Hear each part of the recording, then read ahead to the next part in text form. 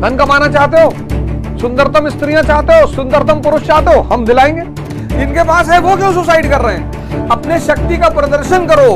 अगर तुम्हारे अंदर होगी तो मैं चलूंगी, क्योंकि भगवान और स्त्री शक्ति के साथ ही रहते हैं।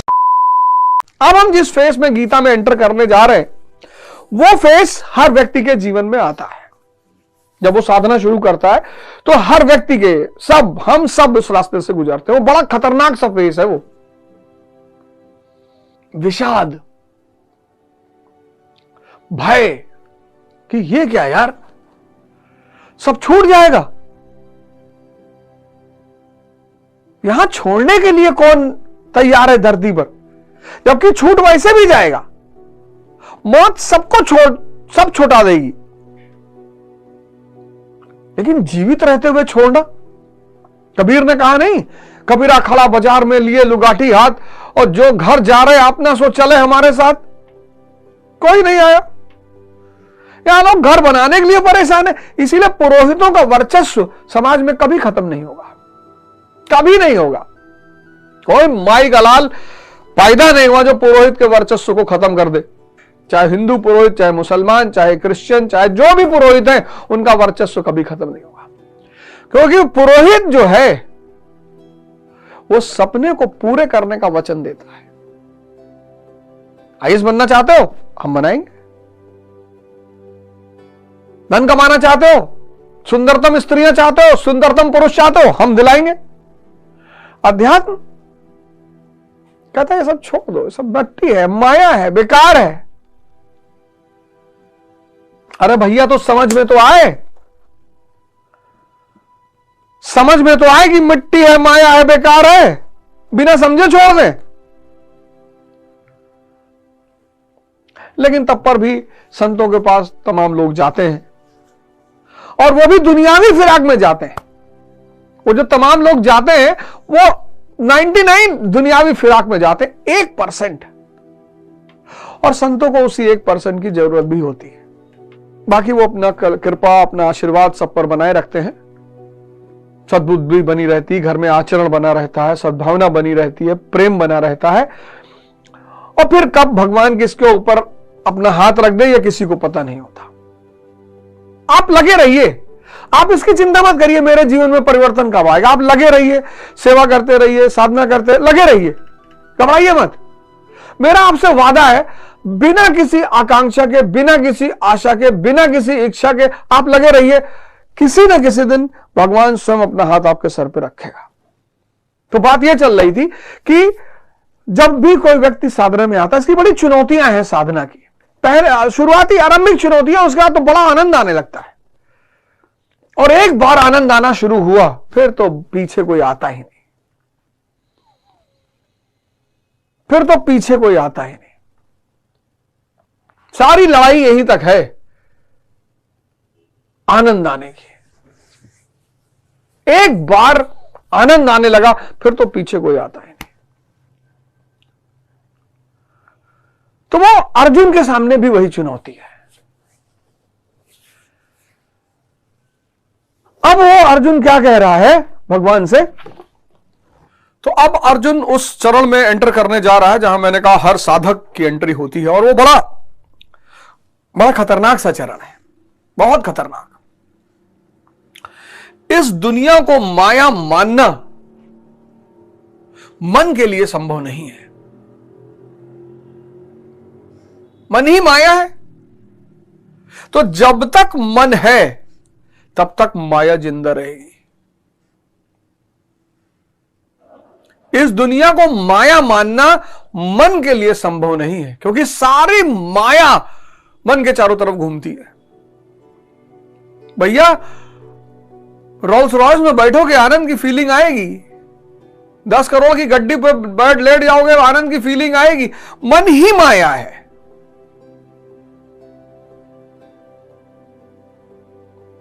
साधना का जो सबसे चुनौतीपूर्ण दौर है वो यही है कि मन ही माया है। मन, ये जो मन है यही माया है।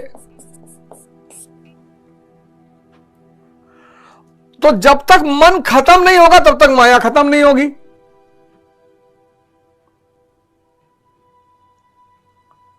इसलिए तो लोग बहुत परेशान होते हैं कि भैया आनंद आ रहा है इस माया का, कैसे छोड़ दें। पत्नी, बच्चा, घर परिवार, रुपया, पैसा, स्त्री, पुरुष, सब में सुख मिल रहा है, दुख तो खैर चलो आ ही रहा है, सुख भी तो मिल रहा है, उसको कैसे छोड़ दे। लेकिन ये सारा मन माया का संबंध है। मन खत्म, माया खत्म, उसके बाद व्यक्ति भी खत्म। मरो ए जोगी मरो। गोरखनाथ जी का सबसे जबरदस्त श्लोक है, मरो ए जोगी मरो। कुरान भी यही कहती है, मुंता अतला किबला मुतु, मरो ए जोगी मरो। अब अर्जुन जा रहा है उस फील्ड में। 22वां श्लोक, 22वां श्लोक कह रहा है, याव देता निरक्ष अहम युद्ध कामना व्यवस्थितान कैमर्य सह युद्ध व्यायाम स्मिनर युद्ध व्यायाम स्मन रण समुद्र में। मतलब जब तक मैं इन स्थित हुए युद्ध की कामना वालों को अच्छी प्रकार देख न लूं, इस युद्ध के उद्योग में मुझे किन किन के साथ युद्ध करना योग्य है, इस युद्ध व्यापार में मुझे किन किन के साथ युद्ध करना है। अब अर्जुन एक्टिवेट हो रहा है, कह रहा मुझे देखना है मुझे किससे किससे लड़ना है। साधारण सा श्लोक है, मुझे कह रहा मुझे देखना है मुझे किससे किससे लड़ना है। यह बड़ी बात है, लेकिन व्यक्ति को पता ही नहीं चलता, आजीवन व्यक्ति को पता नहीं चलता कि वो अनजाने में किस चक्रव्यूह में फंसा हुआ है, अनजाने में किस चक्रव्यूह में फंसा हुआ है। मैं के चक्रव्यूह में फंसा हुआ है, अज्ञानता के चक्रव्यूह में फंसा हुआ है, आसक्ति के चक्रव्यूह में फंसा हुआ है, भ्रम के चक्रव्यूह में। ये इन्होंने ही तो चक्रव्यूह बनाया था जिसमें अभिमन्यु फंस गया। लेकिन अभिमन्यु अभय मन चक्रव्यूह में घुसा तो, पर बिना गुरु के घुस गया। श्री कृष्ण है ही नहीं साथ में, हृषिकेशम साथ में है ही नहीं, तो मारा गया। चाहे जितना अभय मन हो, लेकिन अगर बिना कृष्ण के अंदर चला जाएगा तो मारा जाएगा। बिना गुरु तो संभव ही नहीं।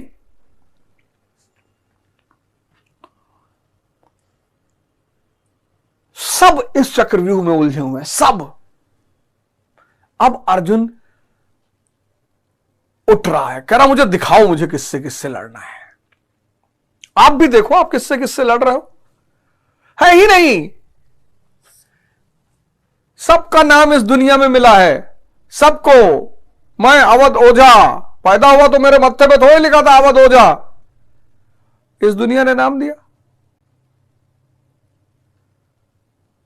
और दुनिया में फिर इस मैं के साथ समाज जुड़ गया, परिवार जुड़ गया, देश जुड़ गया, जाति जुड़ गई, मैं और मजबूत होता चला गया। समाज का काम ही है मैं को मजबूत करना, नहीं तो समाज खत्म हो जाएगा। फिर अज्ञानता, अज्ञानता लगता है कि इंद्रिय और मन के सिवा कुछ है ही नहीं, शरीर के सिवा कुछ है ही नहीं। शरीर को रंगो पोतो, शरीर को बढ़िया खिलाओ, शरीर को मस्त रखो, बाकी कुछ है ही नहीं। आसक्ति, जिनके पास धन नहीं है उनसे पूछो, फर्जी जुड़े हुए लोगों से, कोई पूछने वाला नहीं है। भ्रम, स्त्री से मजा आ रहा है, पुरुष से मजा आ रहा है, गाड़ी से मजा आ रहा है, जिनके पास है वो क्यों सुसाइड कर रहे हैं। आईएएस अफसर सुसाइड कर ले रहा है, गाजियाबाद में आके ट्रेन के नीचे लेट जा रहा है, जहर पी ले रहा है। जिनके पास है वो क्यों परेशान है। अर्जुन कह रहा मुझे दिखाओ, 22वें श्लोक में अर्जुन कह रहा मुझे दिखाओ कि मुझे किससे किससे लड़ना है। यह बड़ी बात है, यह साधना पथ की बड़ी बात है, जब आपको यह जानना हो कि आपको किससे किससे लड़ना है। 23वां श्लोक,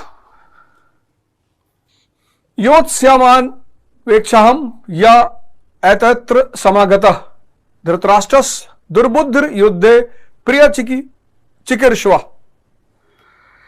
दुर्बुद्धि दुर्योधन का युद्ध में कल्याण चाहने वाले जो जो लोग इस सेना में आए हैं, उन युद्ध करने वालों को मैं देखूंगा। इसलिए खड़ा करें मोह रूपी दुर्योधन, मोहमयी प्रवृत्तियों का कल्याण चाहने वाले जो जो राजा इस युद्ध में आए हैं उनको मैं देख लूं। यह है साधना की शुरुआत। दिखाई पड़ने लगना कि यार मैं सुबह 4 बजे उठना चाहता हूं। आप सुबह 4 बजे उठना चाहते हो, आपके पापा आके कहते हैं मत उठो, आपकी मम्मी, आपके रिश्तेदार, आपके दोस्त कोई आता है उस वक्त सभी सो रहे होते हैं, तो कौन उठने नहीं दे रहा है? मन।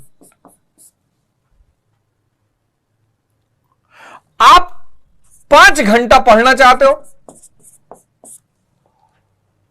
कौन नहीं पढ़ने दे रहा है? मन। आप नशा नहीं करना चाहते हो, नहीं करना चाहते हो, लेकिन कौन उसके पक्ष में सारे तथ्य रख देता है? मन। अरे सभे पियत है, अमेरिका लंदन में तो नान नान बच्चे पियत हैं। आप ध्यान योग करना चाहते हो, कौन कल के लिए टाल रहा है? मन। यह साधना पथ की पहली शुरुआत है, खुद पर नजर का आना। कबीर ने ही तो कहा, बुरा जो देखन मैं चला, बुरा न मिलिया कोई, और जो दिल खोजूं अपना, मुझसे बुरा न कोई। पहली बार जब इस मन के दर्शन व्यक्ति को होते हैं, बड़ा आश्चर्य होता है उसे कि अरे यार, ये कहां मैं ढूंढ रहा हूं अपनी सारे दिक्कतों का हल। साधना की जरूरत इस मन की वजह है। इस मन को एक रोग है। देखो, अर्जुन पलटा अपनी तरफ। ये अपनी तरफ पलटना ही पहला चरण है। जब तक आप बाहर समस्या का समाधान ढूंढ रहे हो, मिलेगा ही नहीं, है ही नहीं। कोई स्त्री किसी पुरुष के घर बैंड बाजा लेकर, बारात लेकर आई, हम ही जाते हैं लेकर, फिर जीवन भर चिल्लाते, शोषण कर रही है, परेशान कर रही है, बीवियां बहुत परेशान करती। तुम ही तो गए थे 100 लोगों को बारात लेके, तो उसको लगा कि यार बहुत पावरफुल आदमी, 100 लोग इसके साथ चलते हैं। और तलवार बांधे थे, घोड़े पर बैठे थे, कुछ लोग हाथी पर बैठ जाते हैं, मुकुट लगाए थे, राजा बने हुए थे। फिर राजा बनने के बाद जब वो तुम्हारे घर में आई तो लुंगी पहन के भिखमंगों वाला हाल दिखा रहे हो। लाए तो राजा बन गए। तुम सोच के देखो, पहली बार कहते ना, first impression is the last impression. आप गए तो उसने देखा आपको शेरवानी पहने हैं और जो है बढ़िया जो है मुकुट लगाए हैं और तलवार लगाए और जूता शानदार पहने हैं और घड़ी लगाए है और काजल और बढ़िया चमक रहा है, जानदार है। और जब वो घर में आई, एक फटी बनियाइन पहने हो, लुंगी बांधे हो, खैनी बना रहे हो। तुम सोच के देखो, इमेजिन, दोनों चित्र का इमेजिन करो। तो कूटेगी नहीं कि हमारे घर आए थे बहरूपिया बन गए, ऐसे ही आए होते लुंगी पहन के। ये जो बनियाइन में 73 छेद है, ऐसे ही बनियाइन पहन के आए होते। तब हम डिसाइड करते कि तुम्हारे साथ चलना है कि नहीं चलना है। यही तो था स्वयंवर। स्वयंवर यही तो था। मरे हुए की शादी नहीं हो सकती। स्वयंवर यही था कि आओ मेरे घर, अपने शक्ति का प्रदर्शन करो। अगर तुम्हारे अंदर होगी तो मैं चलूंगी, क्योंकि भगवान और स्त्री शक्ति के साथ ही रहते हैं, कमजोर और भिखमंगों के साथ नहीं रहते। गाना गा रहे हो, चांदी की दीवार न तोड़ी, प्यार भरा दिल तोड़ दिया, एक धनवान की बेटी ने निर्धन का दामन छोड़ दिया। भिखमंगे होके प्यार कर रहे हो? इतनी हिम्मत है तुम्हारी?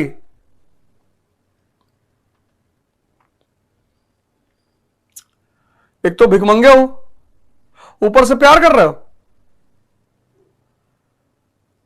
और जिसको प्यार कर रहे हो, अगर उसको चांदी की दीवार चाहिए, लाके दे दो। हैं? फिर स्त्रियों को गाली दोगे, स्त्रियों के खिलाफ लिखोगे, स्त्रियों को उल्टा सीधा बोलोगे, स्त्री आज की स्त्रियां खराब हो गई। कहीं कोई कुछ नहीं खराब हुआ। 5000%, 5 लाख %, 5 करोड़ % कोई स्त्री खराब नहीं हुई। पुरुष कमजोर हो गया, साधना छोड़ दी ना। और साधना ये मन के लिए, ये जो तुम्हारा ये साधना क्या है, मन का एक बहुत बड़ा फीचर है आदत। इसको समझ लेना बहुत जरूरी है, आदत। इसीलिए जब आपको किसी को शराब पिलवाना होता है तो हफ्ते भर खुद के पैसे से पिलाता है। मन को कोई भी काम बस 21 दिन करवा दो मैक्सिमम। मैं नोएडा से जाता था करोल बाग, तो नोएडा से करोल बाग जाने के 2 रास्ते हैं। एक डीएनडी का रास्ता है सराय काले खां होते हुए, एक रास्ता है आईटीओ होते हुए। आईटीओ वाला रास्ता सरल है, शॉर्ट भी है सरल भी है, लेकिन चूंकि मैं डेली सराय काले खां से जाता था तो मेरा कभी मन ही नहीं होता था आईटीओ की तरफ मुड़ने का। तो समोद जब गाड़ी चलाने आया तो मैंने जब ये गाड़ी आईटीओ की तरफ मोड़ा तो हम कहा उधर जा रहा हो, कहा भैया कम है रास्ता, छोटा है। आदत, इस आदत को तोड़ने का नाम है साधना।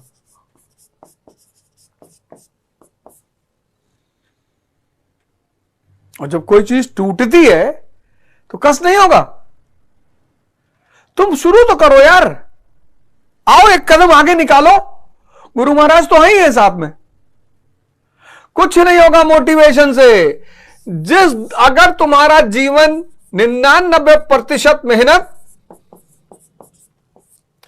और 1% मोटिवेशन पर चलता है तो तुम महान बन जाओगे। और अगर इसका उल्टा है तब कुछ नहीं कर पाओगे। 99% मेहनत और 1% मोटिवेशन पर जीवन चलना चाहिए। सुनो यार, बहुत सारे लोग इस देश में अच्छा बोल रहे हैं, बहुत सारे लोग हैं, बहुत सारे। मैं नाम गिनाऊं तो 1-2 लोग नाराज हो जाएंगे। बहुत सारे। कभी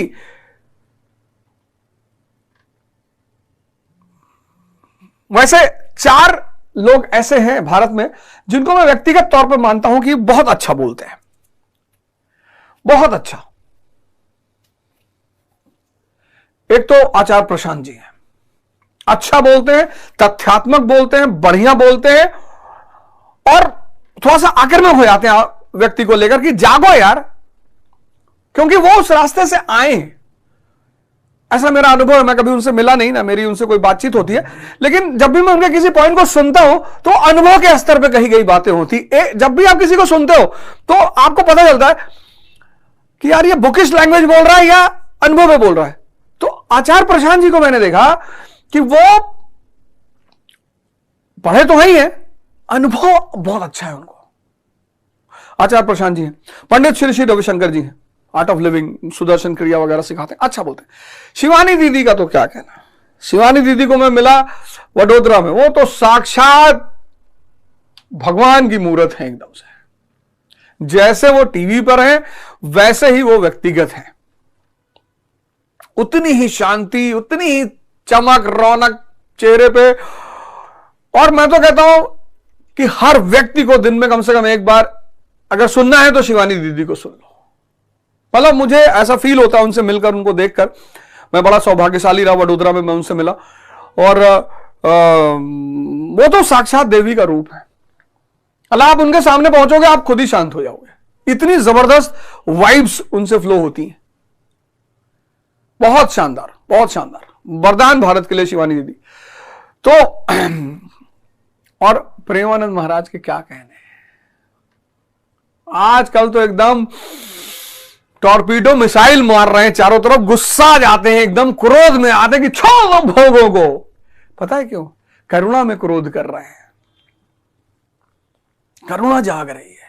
क्या जरूरत है उस आदमी को बोलने की? क्या मतलब है? अब तो शरीर में है ही नहीं, चैतन्य स्वरूप है, छोड़ दे, समाधि ले ले। कल स्वामी प्रेमानंद कल चाहे कल तो समाधि ले लें, ब्रह्म के साथ ऑलरेडी जुड़े हुए हैं, ब्रह्म में विलीन हो जाए। लेकिन ऐसा मुझे फील होता है, ऐसा मुझे एहसास होता है कि बड़ी दया आ रही है उनको आज के मनुष्य को देखकर। उस दया ने उनको रोक रखा है, ऐसा मुझे फील होता है। इन 4 लोगों को मैं व्यक्तिगत तौर पे कहता हूं कि आपको सुनना चाहिए, एक बार तो दिन में सुनना ही चाहिए। अब आप कहो चारों में से 2 बता दो तो मुश्किल हो जाएगा। कहोगे चारों में से 1 बता दो तो मैं कहूंगा प्रेमानंद महाराज को सुन लो, गुस्सा बहुत करते हो, आजकल बड़ा आक्रामक हो जाते हो। कोई बात नहीं, संत हैं और ठीक है, वो बड़ी भले की दृष्टि से देख रहे हैं कि कहां जा रहे हो। एक वीडियो उनका देख रहा था, उसमें बड़े क्रोधित थे कि जिन भोगों को तुम सोच रहे हो तुम्हें आनंद देंगे, ये मलमूत्र का द्वार। अरे मैंने कहा महाराज जी कोई बात नहीं, साधना करनी पड़ेगी, कोई ऑप्शन है नहीं, है ही नहीं, है ही नहीं, सबको करनी है, कोई बच नहीं सकता, आप टेंशन मत लो। इसीलिए जब भी कोई सामान्य घर का लड़का इस सिद्धांत को समझ जाता है, स्वयं को बदलने का सिद्धांत, स्वयं को बदलने का सिद्धांत, तो माइकल डगलस जैसा हो जाता है। पहली बार कोई बॉक्सर ने माइक टायसन को हराया था, अब्राहम लिंकन हो जाता है, जिसको यह बात पता चल गई कि बॉस, यह सारी दुनिया स्व के परिवर्तन का खेल है, खुद के परिवर्तन का खेल है, और खुद के परिवर्तन के लिए जलना पड़ेगा। बस वहीं से उसके अब्राहम लिंकन बनने के रास्ते खुल गए, वहीं से उसके गांधी बनने के रास्ते खुल गए, वहीं से उसके मोदी बनने के रास्ते खुल गए। और कोई ऑप्शन ही नहीं है सर, है ही नहीं। पलटो अपनी तरफ, जैसे अब अर्जुन पलट रहा है ऐसे आप भी पलटो अपनी तरफ, जागो, घूमो अपनी तरफ। कोई बात नहीं, धीरे धीरे एक एक कदम से शुरुआत करो। अगर मूवी देखने की आदत पड़ सकती है, नशा करने की आदत पड़ सकती है, पार्क में 8 घंटा बैठने की आदत पड़ सकती है, तो उस आदतों को तोड़कर नई आदतें भी तो डाली जा सकती हैं। पुरानी आदतों को तोड़कर नई आदतों को डालने का नाम है साधना, और इस पथ पर चलने का नाम है संन्यास, जहां एक ही उद्देश्य है, खुद को बदलना है, परम उद्देश्य को प्राप्त करना है, सेवा करनी है, और समाज को एक नई दिशा दिखानी है। जय हिंद।